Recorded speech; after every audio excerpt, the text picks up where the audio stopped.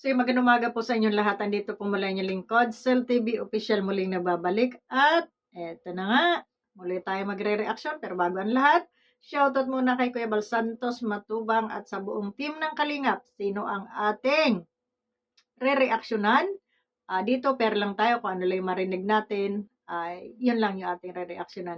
Ang sabi dito ni Japina, si Ate Edna raw ay masamang ugali. Plastic. Ano pa yun? Dami niyang sinabi dito. Hindi ko na ma-memorize. So, ayan. Ulitin nga natin. Community, dahil tulad po na nangyari sa Kalingap, meron po kaming hindi nagustuhan. Na pagyari namin ipagtanggol, pagyari namin pagmalasakitan, kami pa yung masama sa huli, at iniwan kami sa ere pagtapos kaming ipahamak. No? Dahil po hindi kami mga tanga at mga siraulo, nag-decide po kami na umalis sa Medit community. Ngayon, wala naman po siyang kamalit-malit dahil ang nire-reactionan namin ni Kapitana ay kumbaga pagsagot sa mga kasinungalingan, no? Nang kumbaga kasinungalingang ibinabato sa amin, nakisawsaw po siya dahil nakita niya ang Danjoy supporters at community na pumasok po sa live ko. Nakisawsaw si Ate Edna. Pero ikaw, nakisawsaw ka rin dun kay Medet. So, ang tawag sa inyo, sawsawiro. Sawsawiro. Di ba? Grabe kayo. No? Ay, may ads na naman.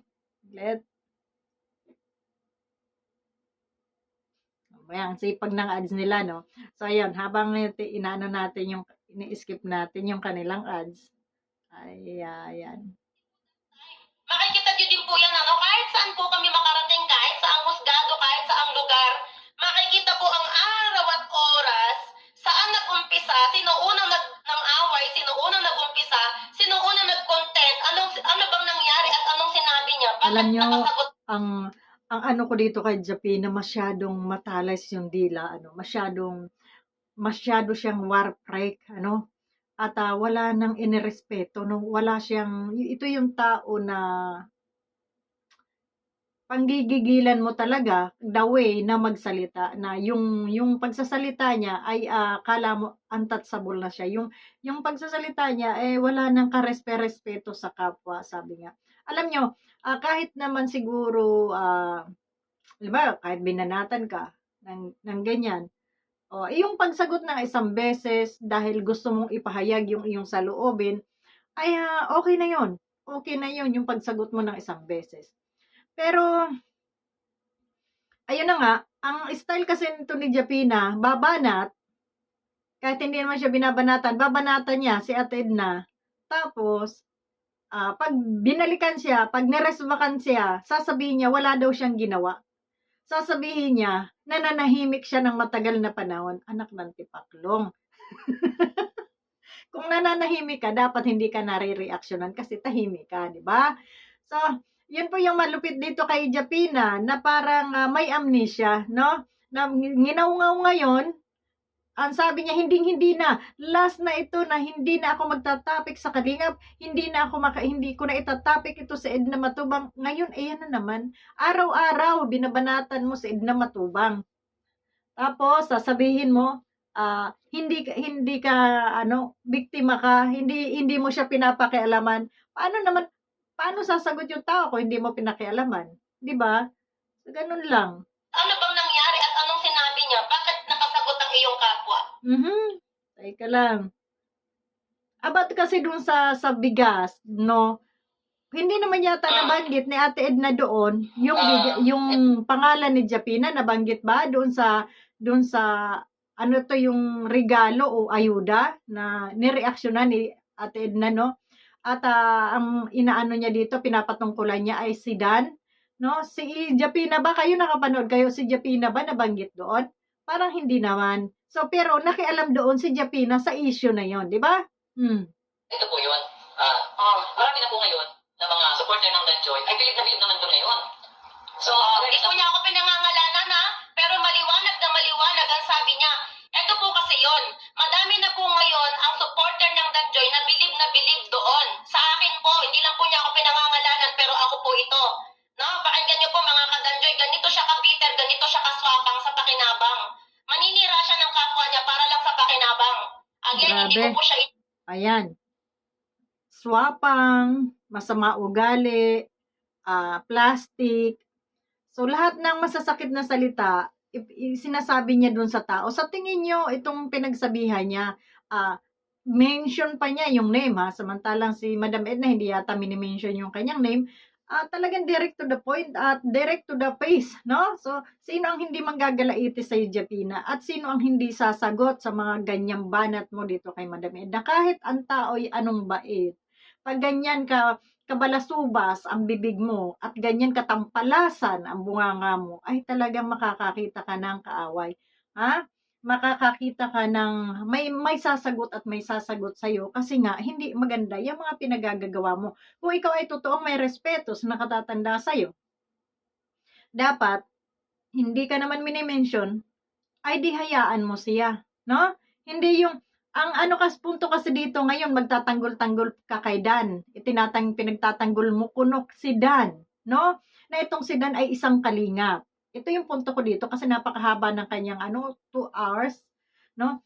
Pinagtatanggol daw niya si Dan about dito kay ate na hindi mo ba naisip na itong si Dan at saka si Kuya Bal ay magtiyuhin, magkakamag-anak yung mga yan. Ikaw, ang sabi mo ay matagal ka nang wala sa Kalingap. Sabi mo nga 3 years ka nang wala sa Kalingap. Bakit hindi ka makamove on? Ngayon ang sasabihin mo, bakit hindi sa'yo makamove on si ate na? Hindi si ate na, nakamove on na yan sa'yo. Ikaw ang hindi makamove on dahil hindi ka makaalis-alis dito sa Kalingap na kung saan ikaw na mismo ang nagsasabi na ikaw ay wala na sa Kalingap. Bakit ang mga topic mo ay Kalingap pa rin? Ha? Bakit nakikialam ka dito sa Kalingap? Bakit nakikisawsaw ka dito sa Kalingap? Bakit nagtatanggol-tanggol ka sa Danjoy na alam mong iyan ay Kalingap? So ang sabi mo nga dito, ito si Madam Edna ay swapang sa views, no? Swapang sa kumbaga sa revenue.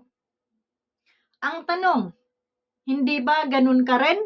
Ganun ka rin kaswapang sa revenue? Kasi kahit hinihiya-hiya ka na, kahit pinapamukha na sa'yo, ay talaga namang naandyan ka pa rin at nagsisisiksik dito sa Kalingap. No? Matagal mo na sinasabi, wala na ako sa Kalingap, wala na ako sa Kalingap. Bakit? Ang topic mo, Kalingap pa rin. Yun ang hindi ko maintindihan. No? So, ibig sabihin, inggit ka dito kay Edna, dahil sabi mo nga, swapang sa revenue, swapang sa views. So, naiinggit ka sa views nito, kaya kailangan sumausaw ka rin sa subject ng Kalingap at manira ka. Ngayon, ito sa mga followers ni Japina. Sino ba ang naninira? Si Edna ba o si Japina? Kasi kung tutuusin, si Edna ang ipinaglalaban niya ay yung kanyang community. Si Edna, ang pinoprotektahan niya ay yung kanyang community. Eto si Japina. Ano ang purpose mo at hindi ka makaalis-alis dito sa Kalingap? So, ibig sabihin, ikaw yung naninira. Ikaw yung hindi makamove on. Ikaw yung naninira dito sa Kalingap. Diba? Dahil ang alam mo, pag may viral dito sa Kalingap na pwede mong pasukan, pinapasukan mo. So, ibig sabihin, hindi si Edna yung naninira sa'yo dahil si Edna siguro kung hindi ka i-enter dito sa Kalingap, hindi ka pakikialman, hindi ka re-reaksyonan. Intindihan mo? So ngayon, kung magsasagot ka pa, ay yung bunganga mo, yung sinasabi mong masama ugali ni Edna, masama yung ugali nito, alam mo, yung bunganga mo, tampalasan na napakatampalasan magsasagot, no? Kung masama man ang ugali ni Edna, alam, sabihin ko sa iyo, kung masama ang ugali ni Edna, at sabi mo ay swapang, ganun ka rin. Mas doble yung sayo kasi kahit hinihiya-hiya ka na, kahit sinasampal na yung pagmumukha mo, naandyan ka pa rin, nakikisawsaw ka pa rin sa usapin ng tao dito sa loob ng community niya, no? Dapat, gusto mo ng tahimik, huwag ka nang makialam dun sa subject ng Kalingap. Gumawa ka ng sarili mong content. Sabi mo nga, may sarili kang community. Idalhin mo yung community mo sa ibang lugar, no? Na hindi ka nakakasagasa ng kabila. Kasi kung bawat kilos ng Kalingap dito ay titingnan mo, lagi kang may content. Dahil wala namang perfectong tao. Kung ikaw nga hindi ka naman perpekto. Kung may kapintasan at may nakaraan itong mga inaano mo, mas malala naman yung mga kapintasan sa buhay mo. Kaya wag mong i-ano yung sarili mo na akala mo kung sino ka ng perpekto, no? Na akala mo kung sino ka ng untouchable kung magsasalita, akala mo wala ng kamatayan. Inday. Lahat tayo may karapatang magsalita kung tayo ay talagang naaapakan na at naaalipusta na. Pero yung pagsagot ng 1 beses, 2 beses, siguro para maipahayag mo yung sarili mo at yung saloobin mo, no? Siguro ay yun ay sobra-sobra na. Pero ang ginawa mo nga, araw-araw, binabanatan mo, sino namang hindi sasagot sa'yo, no? Kahit man ako po taragis, ikay mumurahin ko na nga diyan, ano? Pasalamat ka nga at si Edna ay ganyan pa magsasalita. Pero kung sa akin ka natapat, ay putang ina, baka mula ulo hanggang buhok, dulo ng buhok, may umaatikang bungmura ang inabot mo. No? Ako, wala akong kinakampihan dito. Pariha ang akin lang, yung nakikita ko lang na mga pag-uugali nila, no? Kasi, kung sasabihin ni Japina na itong si Edna ay hindi makamove on sa kanya, ay mas lalong si Japina naman ang hindi makamove on. Kasi ito, kung ikaw ay matinong tao at matino ang pag-iisip mo, lagi mong sinasabing, wala na ako sa Kalingap, kaya nga umalis ako dyan sa lugar nyo, kaya nga umalis ako dito. Bakit araw-araw content mo ay Kalingap? Yun lang naman ang tanong ko. Bakit araw-araw ay content mo ang Kalingap? Malamang ang sagot dito ni Japina, ganito. Malaya ako kahit saan ako mag-content. Kahit saan, okay. Kung kahit saan ka mag-content, walang problema doon, kasi channel mo nga yan. Pero, narito, itong community na ito ay parang organisasyon, no? So, sabi mo nga, lumabas ka na dito, dapat hindi ka na nagko-content dito, hindi ka na nagtatopic. Kung saan marami naman pwedeng i-content dyan, doon ka na sana nag-focus. Kasi nga, sabi mo, wala ka na dito sa Kalingap. No? Ako yung sinabi ni Ate Edna na hindi ako isang Kalingap dahil yon sa paninira ni Sangkay sa akin na hindi raw ako isang Kalingap. Hindi naman si Ate Edna kasi nakakaalam sa akin eh. Kaya alam ko sa sarili ko na naandito pa rin ako sa Kalingap at hindi ako nagpapaalam, hindi ako umalis dito sa Kalingap kahit ako'y nananahimik. Narito pa rin ako sa Kalingap. Alam niya ni BSM, alam niya ni Kuya Bal na ako ay isang Kalingap noon pa, mga panahon na yon. Siguro si Ate Edna kaya nagsasabi na hindi niya ako inanuhan na kasi may nasabi rin ako hindi maganda doon sa aking vlog. Aminado ako diyan dahil sa sama ng loob ko, dahil hindi naman din perpektong itong Edna na hindi rin makapagsalita ng kung ano-ano dahil may naninira sa amin. So ganun lang yon. At naandyan naman yung naninira na hanggang ngayon ay nakasipsip pa rin. Narito pa rin sa Kalingap. Patigasan kami dito ng pagmumukha. Di ba ga? So, dito kay Japina, ang ano ko lang, talaga namang believe na ako sa'yo. Hindi ko masabi yung ganun. Kahit sabihin natin yung masama yung loob ko, yung masabing makapal ang mukha, hindi makamove on sa'yo, masama ang ugali, plastic, etc. Kung ano-ano pa. At I think hindi ko nasabi yan, no? Kung may nasabi man akong yung sama lang ng loob ko, pero yung mga panglalait na, yung may ugali siyang ganun, parang hindi ko yun yung ugali niya. Yung masabi na direkta yung ganun, kasi nga syempre kahit naman tayo galit, medyo pa rin tayo, yung nahihiya. Pero ngayon, wala naman ako galit kay Ate Edna. Sa totoo lang, wala naman. Bakit? Kung ano man yung nasabi niya, dahil yun sa sulsul ng iba, ganun lang talagang tao, walang perpekto, no? Unless wala naman siya sinasabing masama sa akin na ngayon, at siya naman ay okay na kami, wala namang problema. So, parang magkapatid lang yan, yung magkaibigan na minsan nagkakasamaan ng loob, ganun lang. Pero hindi ako nagtanim ng galit, no? Hindi ako nagtanim ng, ikaw masama ugali mo. Alam ko mayroon siyang kasamaan ng ugali at meron din ako. Yun ang tandaan natin. Hindi, kahit anong bait ng tao, may ugali tayo. Bakit? Pag ikaw ba, tinarantado na, hindi ka ba aalma? Siyempre, magpapakita ka rin ng iyong galit.